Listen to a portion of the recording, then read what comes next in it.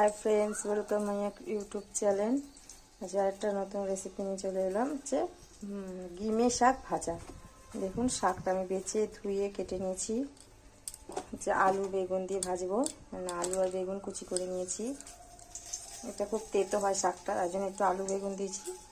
আর কড়াতে আমি যে তেল দিয়ে দিয়েছি, কালো জিরে আর কাঁচা লঙ্কা ফোড়ন দিয়ে দিয়েছি। এবার আমি শাকগুলো দিয়ে দেবো।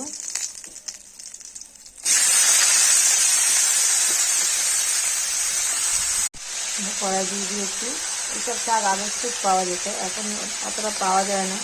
এখন সব মাটি উঠে গেছে, আমার উঠোনে হয়েছিল এগুলো। নুন দিয়ে দিলাম আর একটু হলুদ দিয়ে দেবো অল্প করে, অল্প দেবো, কিন্তু শাক হলুদ বেশি লাগে না, তার জন্য।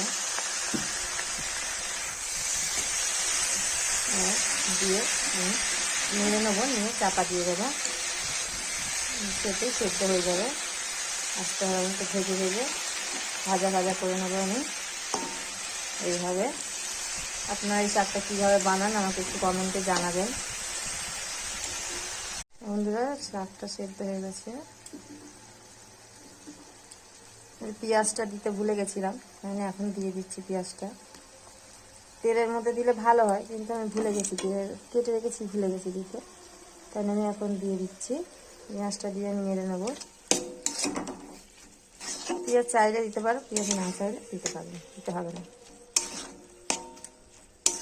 এভাবে শাকটা, কত শাক ছিল কতখানি হয়ে গেছে। এখন বন্ধুরা, শাকটা হয়ে গেছে। এটা পুরো কিন্তু শুকনো হবে না, কারণ হচ্ছে এই শাকটা এরকমই খুব ভালো হয়, কিন্তু তেতো, কিন্তু খুব ভালো খেতে। যারা তেতো খায় তাদের কোনো অসুবিধা হবে না, যারা খায় না তাদের ব্যাপারটা আলাদা। দারুণ হয়েছে। সেইসব শাক এখন পাওয়া যায় না। এই একদিন বিক্রি করতে এসেছিলো, এই অল্প নিয়েছি। দেখুন, এভাবে বানান, খুব ভালো হয় খেতে শাকটা। এবার লাভিয়ে নেব, হয়ে গেছে।